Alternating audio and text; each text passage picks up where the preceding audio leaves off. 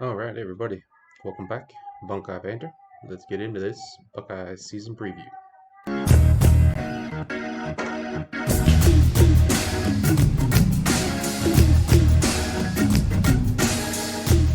Welcome to Buckeye Banter, sports in the OH.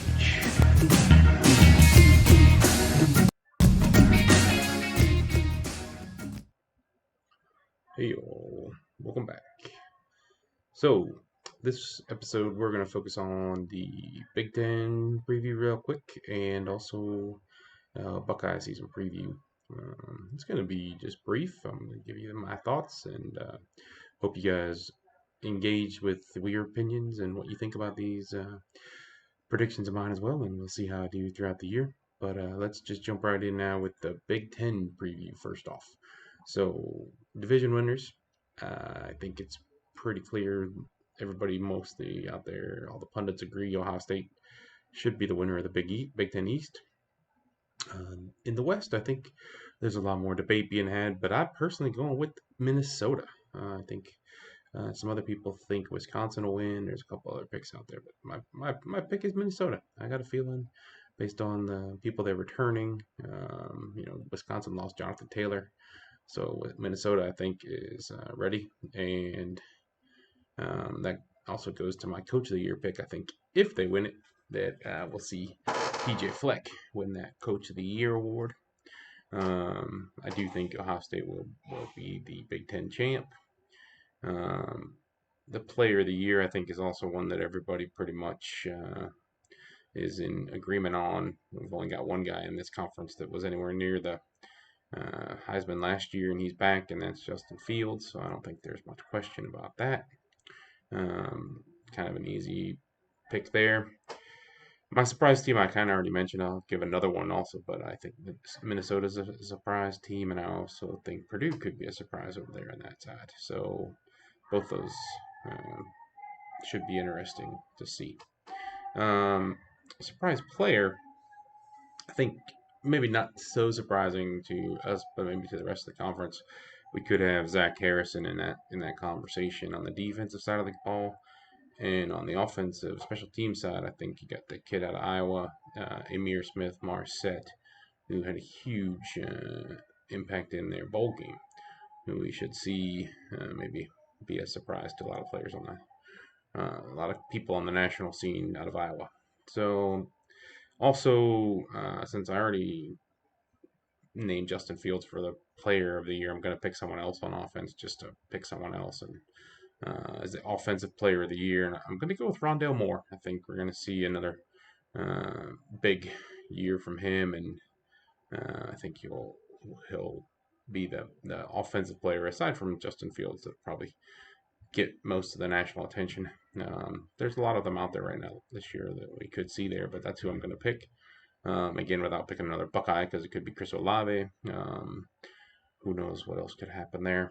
So on the defensive side, I'm going to also not go totally Buckeye bias here, and I'm going to go with two possible players on the other side of the conference as well, with George Karlaftis from Purdue and Jack Sanborn from Wisconsin. I've seen both of those players against Ohio State do pretty good things and look pretty good against a obviously really good team. So I think on the other in their side of the conference, they could have a pretty dominant year, both of those players. So I think one of those guys will probably be our defensive player of the year. If it doesn't end up being Shaun Wade, it could be Shaun Wade. So let's jump right into the Ohio State predictions then. So that's my Big Ten season preview for you. Let's look at now just Ohio State and what do I think we're going to see from the Buckeyes. Obviously, the player of the year is the same as the conference. I think it's going to be Justin Fields. Um, to pick another player as the offensive player of the year, I'll go with Chris Olave. I already mentioned him earlier as another potential sleeper there for the Big Ten offensive player of the year. On the defensive side, again, I'm going with Shaun Wade, who I mentioned in the conversation for Big Ten Defense Player of the Year. I think those three players are pretty obvious, although on the Offensive Player of the Year, there's a lot of options out there where you've got so much depth and really a defense. There's a couple guys who could surprise us, even though Shaun Wade is the the clear-cut favorite there, I believe. Um, some other things I want to guess about here. We'll go with the freshman of the year, which is tough for Ohio State. We have so much depth and experience.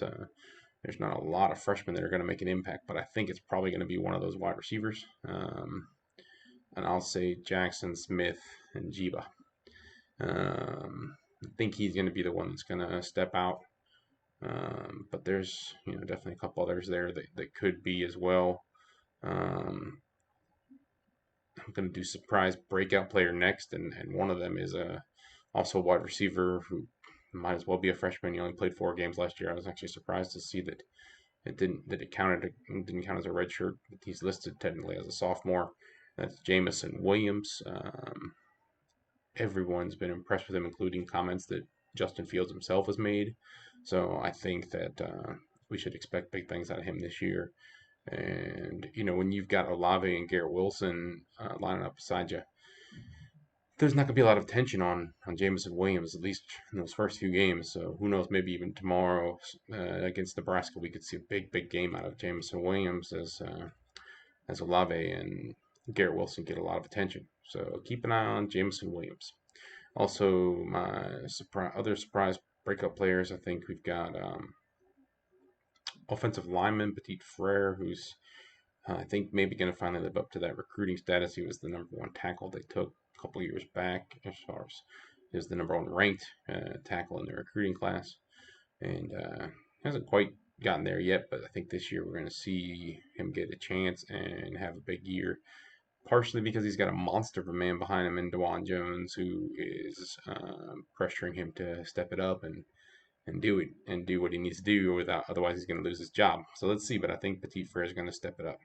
On the defensive side, I think my surprise or breakout player is going to be Josh Proctor. Hooker is probably going to start at safety,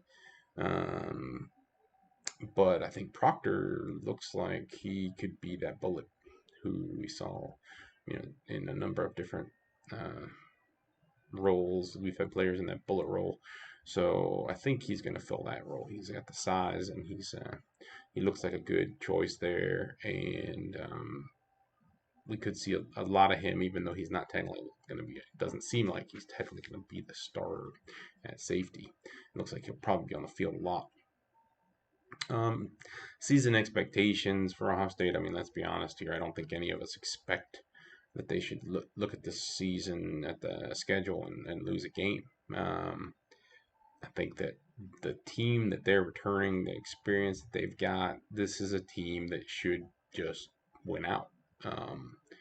But we've seen crazy, silly things happen before, where teams that shouldn't beat us. And looking at the schedule, if I had to pick a game that they were most likely to stumble, we don't have those typical ones that get us, because usually what's gotten us in most recent years is that hangover game where we go have a huge week against a Penn State or a Michigan or a Wisconsin, and then we go to Purdue or we go to Northwestern, or these teams that just maybe give us a fit that they shouldn't have given. They wouldn't expected them to. Um, so we don't have really that kind of game on the schedule. So I'm going to say next week at Penn State is the one we got the most worrisome. If there's one that worries me, I honestly think this team, Justin Fields at quarterback, everything around them loaded. I don't see stumbling, honestly. But that's why they play the game, right? As we always say. So we'll see.